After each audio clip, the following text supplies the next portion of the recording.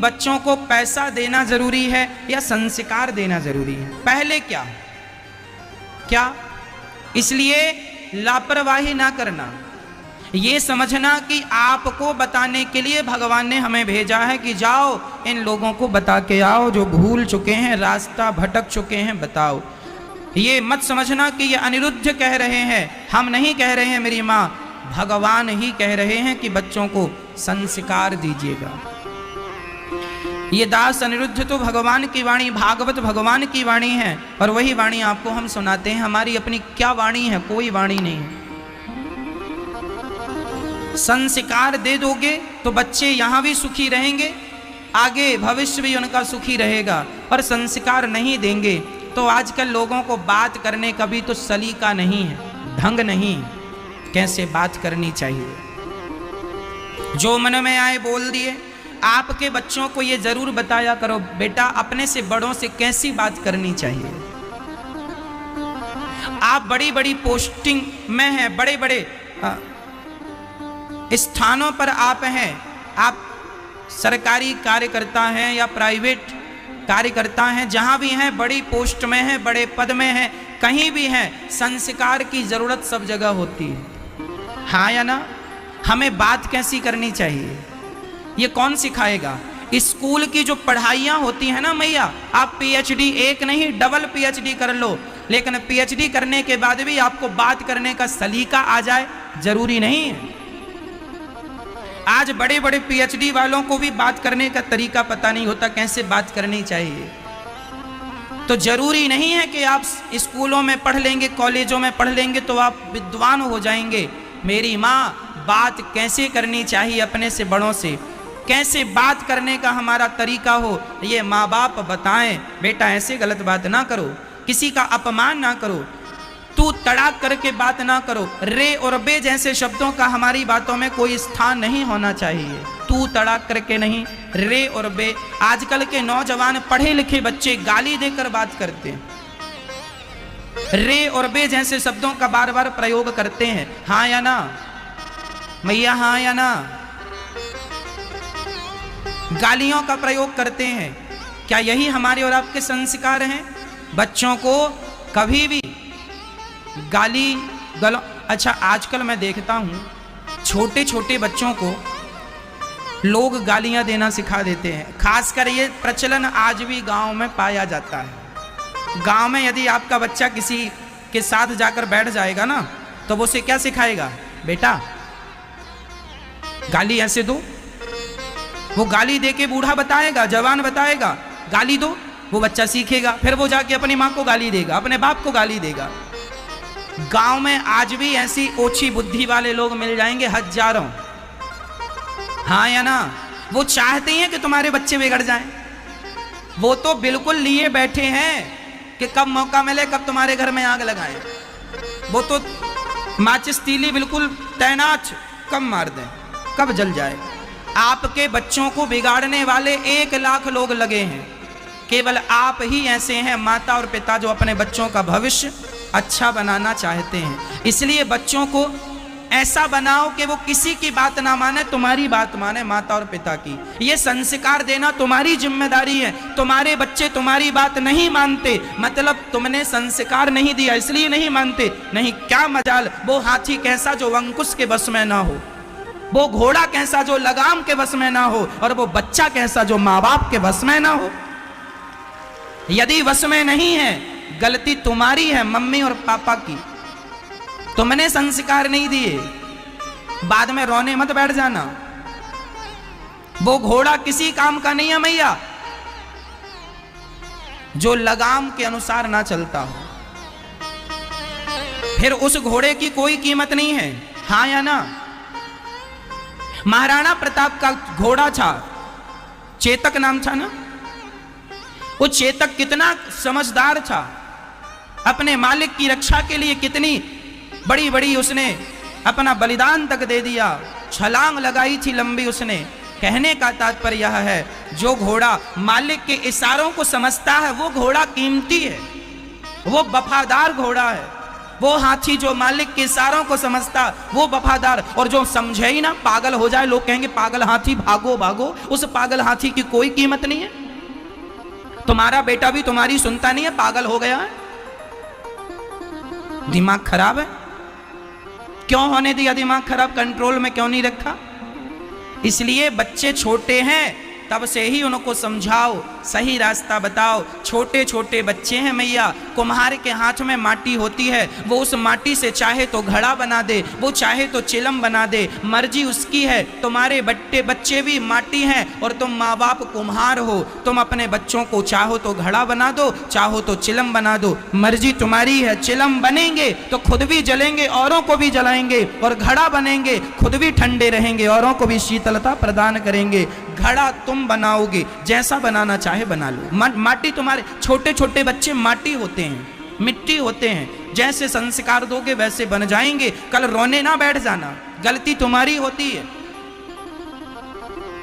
बच्चे स्कूल जा रहे हैं, स्कूल से आने के बाद बच्चों को समय निकालकर मम्मी पापा तुम बैठ जाओ, बात करो, बेटा आज स्कूल में क्या बताया, क्या पढ़ाया। तुम बच्चों को डराया ना करो, मारा ना करो, प्यार किया करो। ऐसा प्यार करो कि सारा तुमसे बच्चे सारी बातें बताएं। कई बार ना बच्चों के साथ गलत होता है, स्कूल में, पड़ोस में, जमाने में, लेकिन बच्चे तुमसे डरते हैं, कुछ बचाते नहीं हैं। माँ बाप उसको ना मारते रहते हैं, डांटते रहते हैं, आंख दिखाते रहते हैं, बच्चे डर जाते हैं। ये माँ बाप का व्यवहार बच्चों के, यही तुम्हारा व्यवहार तुम्हारे बच्चों का भविष्य लेकर डूब जाएगा। ना तुम घर के रह जाओगे ना घाट के। इसलिए बच्चों के प्रति बहुत बहुत जागरूकता की जरूरत है मेरे देश को। आज तुम्हें पता ही नहीं कि बच्चों के साथ कैसा व्यवहार करना चाहिए। बच्चों को प्यार किया करो, लाड किया करो, लेकिन इतना भी लाड़ प्यार ना करना कि वो सिर पे चढ़ने लग जाएं। बात समझिएगा, वीणा के तारों को उतना ही कसना है जितने में सुर निकले। ढीला छोड़ोगे तो सुर नहीं निकलेगा, ज्यादा कस दोगे तो टूट जाएगा। वीणा के तारों को उतना ही कसना होता है जिससे मधुर मधुर सुर निकल जाए। बच्चों को उतना ही लाड़ प्यार की भी जरूरत है, मार की भी जरूरत है। जहां लगे मारने की जरूरत है मारो, जहां जरूरत है प्यार की प्यार करो। ना ज्यादा खींचना ना ज्यादा ढीला छोड़ना, नहीं तो दोनों में नुकसान है। दाल में नमक मात्रा से डाला जाता है, कम डाल दोगे तो भी स्वाद बिगड़ जाएगा, ज्यादा डाल दोगे तो भी स्वाद बिगड़ जाएगा। एक मात्रा होती है कि इतनी दाल में इतना ही नमक डलेगा। ज्यादा लाड़ प्यार करोगे तो बच्चे सिर पे चढ़ जाएंगे। और हमारे यहाँ कहते हैं बेटी कितनी सुंदर हो, बेटी कितनी भी सुंदर हो, उसे घर घर घुमाना ना चाहिए। और बेटा कितना प्यारा हो, उसे सिर पे चढ़ाना ना चाहिए। यदि चढ़ाओगे कल तुम्हारे छाती पे चना दरेंगे। बाद में रोने मत लग जाना।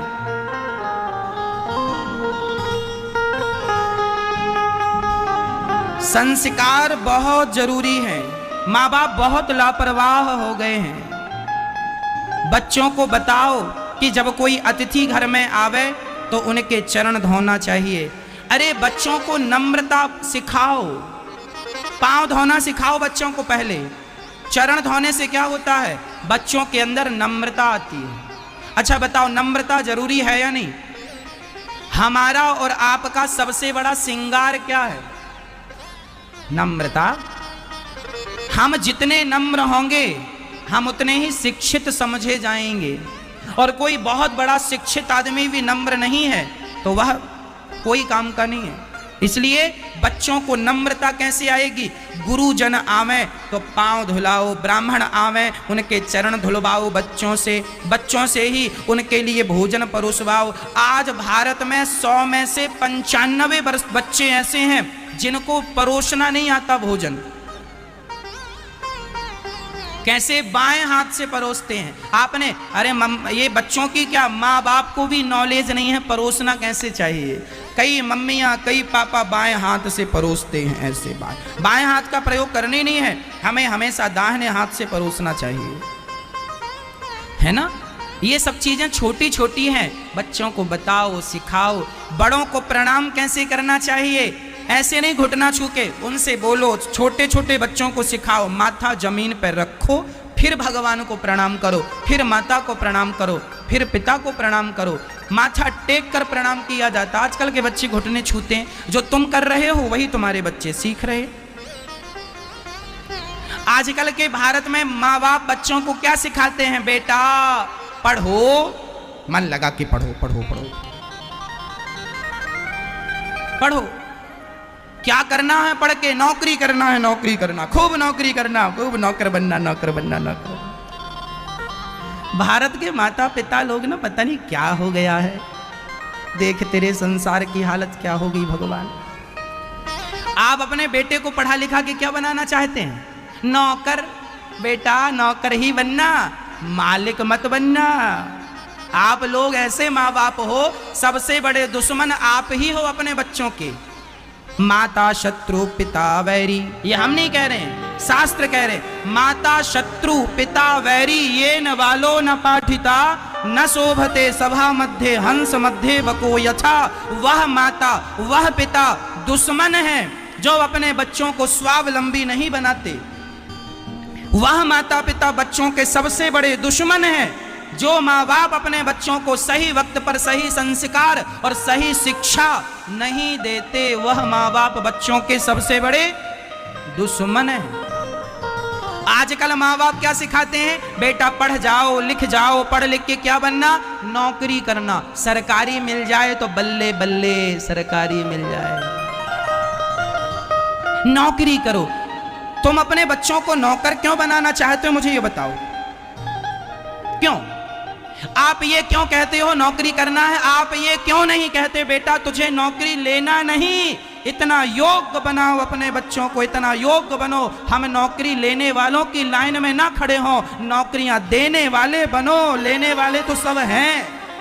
अभी से तैयारी करो बेटा, नौकरी लेने के लिए खड़े नहीं होना, नौकरियां देना है। अभी से माइंड सेट करो अपना और अपने बच्चों का, हमें नौकरी लेना नहीं है, नौकरियां देना है। और एक पाठ और बच्चों को पढ़ाया करो, बच्चों को सदा ये रटाया करो कि बेटा तुम्हें अपने लिए नहीं कमाना, तुम्हें परिवार के लिए नहीं कमाना, ना तुम अपने लिए काम करो ना परिवार के लिए काम करो। काम करना है, पैसा कमाना है तो देश के लिए काम करना है। जब सोच बड़ी होगी ना मां, तब काम बड़ा होगा।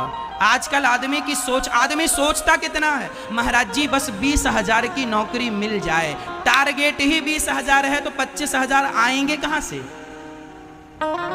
तुम्हारी सोच ही सीमित है, छोटी बुद्धि के हो, छोटा सोचते हो। अरे बड़ा सोचने में नुकसान क्या? पैसा लग रहा है क्या? बताओ। यदि मैं सोचूं कि मुझे 10 लाख रुपए महीना कमाना है, कुछ ऐसा करूं कि 10 लाख आए, मैं किसी का गला नहीं काटूंगा, मैं किसी को चोरी नहीं करूंगा, किसी के घर मेहनत करूंगा और मेहनत के बल पे मैं 10 लाख रुपए महीना कमाऊंगा, 20 लाख रुपए महीना कमाऊंगा, 1 करोड़ रुपया महीना कमाऊंगा। ऐसी सोच के साथ आगे बढ़ो मेरी माँ। टारगेट ही तुम 10-20 हजार का लेके चलोगे तो कितना? 10 का टारगेट लोगे तो कितना? 20 कमाओगे। 20,000 रुपए माह का टारगेट लोगे तो ज्यादा से ज्यादा 30 कमाओगे। सारी जिंदगी तुम्हारी 30,000 में सिमट कर रह जाएगी। सारी जिंदगी 30,000 रुपए में सिमट कर रह जाएगी। और मैं कहता हूं मेरे देशवासियों, तुम 30,000 रुपए नहीं, तुम 30 करोड़ रुपए महीना कमाने के योग्य हो, लेकिन अपनी बुद्धि, अपना दिमाग, अपना दिल लगाते नहीं हो। हम क्या करें? टाटा, बिरला, अंबानी और अडानी, इनका भी तो अंदर जो ब्लड है, रक्त है, वो लाल ही है। उनके भी तो भगवान ने 2 ही हाथ दे रखे हैं, उनके भी तो भगवान ने उतना ही बड़ा दिल दे रखा है जितना तुम्हारा बड़ा है। वो भी तो 5-6 फीट के ही आदमी हैं, वो भी तो तुम्हारी और आपकी तरह दिखने में है, हाँ या ना? क्या अलग है? 4 हाथ हैं टाटा, बिरला, अंबानी के, 2 हाथ हैं तुम्हारी हमारी तरह। उनके भी खून लाल है, उनके भी सिर पे बाल हैं, उनका भी पूरा हुलिया तुम्हारी तरह है। पर वो इतने बड़े, तुम इतने छोटे। कारण क्या है? वो इतने बड़े इसलिए हो गए क्योंकि उनकी सोच बड़ी है, टारगेट बड़ा है। तुम्हारी सोच छोटी रह गई, इसलिए तुम छोटे रह गए हो। टारगेट छोटा है तुम्हारा, इसलिए तुम छोटे रह गए। इसलिए कहता हूं सोच बड़ी रखनी चाहिए, सोच बड़ी। गुरु गोविंद साहब, गुरु गोविंद देव जी का नाम सुना होगा।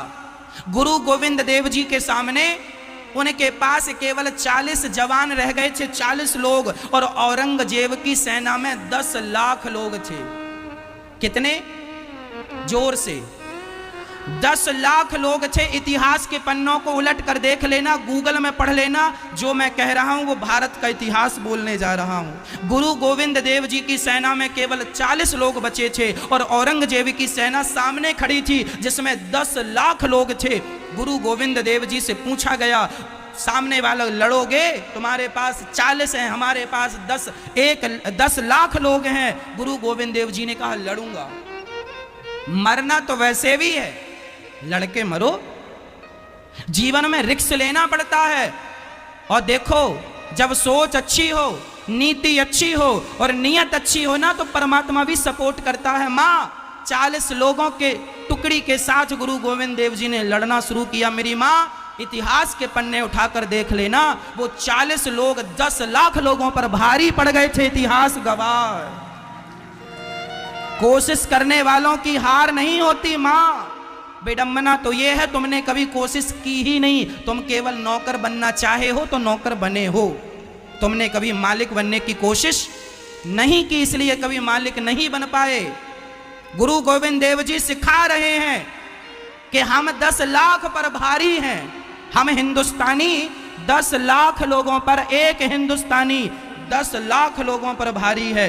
कहाँ हो आप लोग? उठो धरा के अमर सपूतो, पुनः नया निर्माण करो। क्यों सो रहे हो भारतवासियों? नौकर नहीं बनना, लिख के रखो अपने अपने घरों में और अपने अपने बच्चों को सिखाओ। नौकर नहीं बनना, मालिक बनोगे तो देश हमारा मजबूत होगा। हमारे देश से गरीबी कैसे जाएगी? कौन जवाब देगा? मेरे देश से गरीबी तब जाएगी जब आपकी गरीबी चली जाएगी। भारत में 135 करोड़ लोग रहते हैं माँ, 140 करोड़ लोग रहते हैं मैया। यदि 140 करोड़ लोगों ने अपनी अपनी गरीबी मिटा ली, अपने आप मेरे देश से गरीबी चली जाएगी। लेकिन आदमी समझता ही नहीं है, नौकर बनने की होड़ में लगा हुआ। ना ना, मुझे नौकरी दो, मुझे नौकरी। काहे दे नौकरी? मालिक बनो। क्या कमी है तुम में? क्या नहीं कर सकते तुम? कल्पना चावला वहां चली गई अंतरिक्ष में और तुम यहां 10,000 की नौकरी के लिए तरस रहे हो।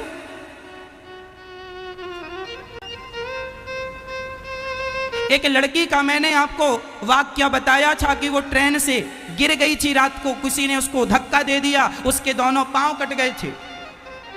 वो लड़की आज भी जिंदा है, नाम मुझे स्मरण नहीं। दोनों पांव कट गए थे। रात भर पटरियों पर, ट्रैक पर पड़ी रही, चूहे उसका मांस कुतरते रहे रात भर। सवेरे डॉक्टरों के पास गए, डॉक्टरों ने दोनों पांव काट दिया, लेकिन वो खड़ी हो गई लड़की नकली पांव लगवाकर। और नकली पांव के बल पर मेरे भारत की वो लड़की ने एवरेस्ट की चोटी पर चढ़ करके तिरंगा लहराया है। आज भी वो लड़की है, मुझे नाम स्मरण नहीं है, आपको हो तो बता दो। अभी भी है वो।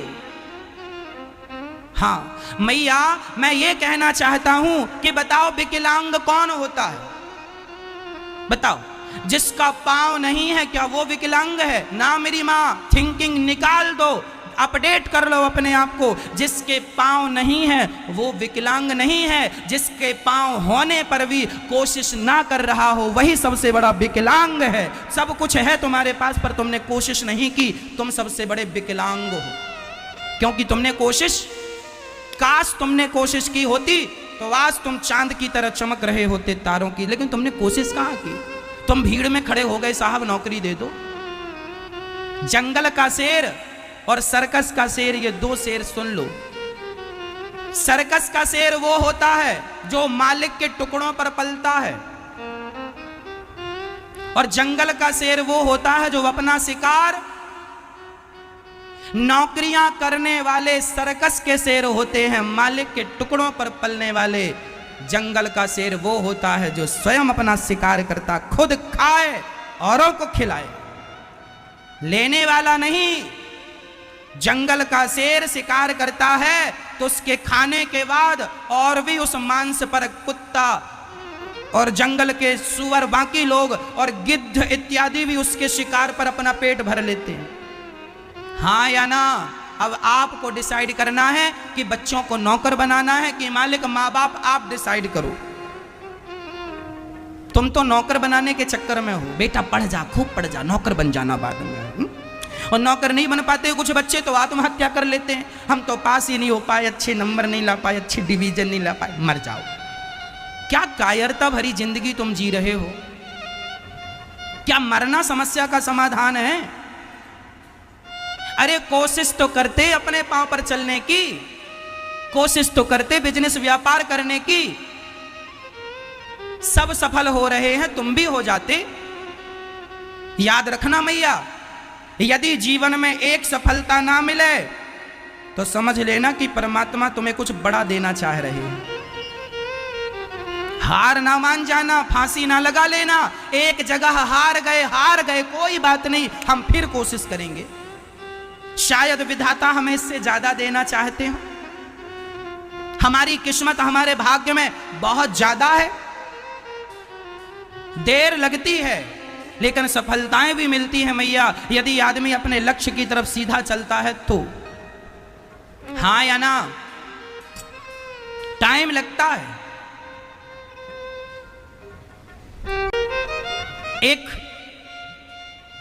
एक हथनी और एक कुतिया दोनों सखी सहेली थी।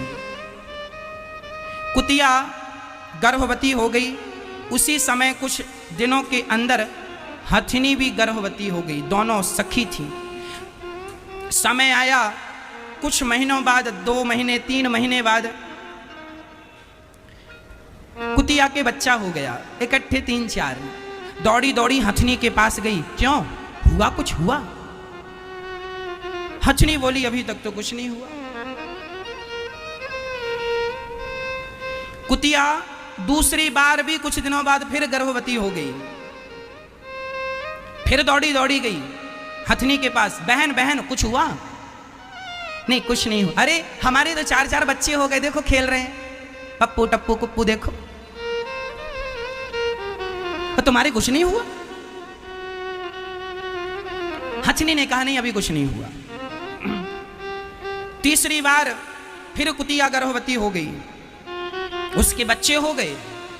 फिर दौड़ी दौड़ी गई, बहन कुछ हुआ? हम तो 3 बार मां बन गए और तुम 1 बार ना बन सकी। तब हथनी ने कहा बहन तेरे कुत्ते के बच्चे हैं, हमारा हाथी का है। बड़ा होता है हाथी का, टाइम तो लगता है। तेरे बच्चे कुत्ते के हैं, जहां से निकलेंगे लोग लाठी लेकर दौड़ेंगे, और हमारे बच्चे हाथी के हैं, जहां से निकलेंगे लोग उनके संग सेल्फी लेने की कोशिश करेंगे, लोग उनको देखेंगे, उनको देखने के लिए टिकट कटवाएंगे। हमारा बच्चा कीमती होता है, टाइम लगता है। जो कीमती होता है ना मैया, जो बड़ा होता है, बड़ा कुछ सोच रहे हो, बड़ा कुछ कर रहे हो, उसमें टाइम तो लगेगा। यदि टाइम लग रहा है तो निराश मत हो जाना, समझना कि परमात्मा कुछ बड़ा देना चाह रहे हैं आपको, उसमें वक्त तो लगता है। हाथी के बच्चे को टाइम तो लगेगा, ये कुतिया के बच्चे को क्या टाइम लगेगा? बड़ा सोच रहे हो, टारगेट बड़ा है, टाइम लगता है, दिमाग लगाना पड़ता है। अंबानी ने दिमाग कैसा लगाया? पहले सिम सारी फ्री में बांटी, जियो की सिम फ्री में चलवाई, खूब दिया डाटा, खूब दिया, खूब चलाओ, फ्री में दिया। उसके बाद वसूली चालू। दिमाग लगाना पड़ता है। छोटे लोग छोटा दिमाग लगाते हैं, बड़ा व्यक्ति बड़ा दिमाग लगाता है। आप कितना ज्यादा दिमाग लगा सकते हैं अपने बिजनेस, अपने व्यापार में? जितना लगा सकते हैं, जितना अच्छा बना सकते हैं, वह बिजनेस व्यापार उतना अच्छा बन के उभरेगा, यदि आपने उसको दिल से किया है तो। इसलिए माँ, बच्चों को नौकर नहीं बनने देना, आपको बच्चों को मालिक बनाना। आजकल के माँ बाप तो बच्चे पैदा करते हैं, बड़े हो गए, अब मांगना चालू। हाँ भैया बेटा तैयार हो गया है, अब बोली लगाएंगे 10 लाख, 10 लाख 1, 10 लाख 2, किसी ने कह दिया 12 लाख।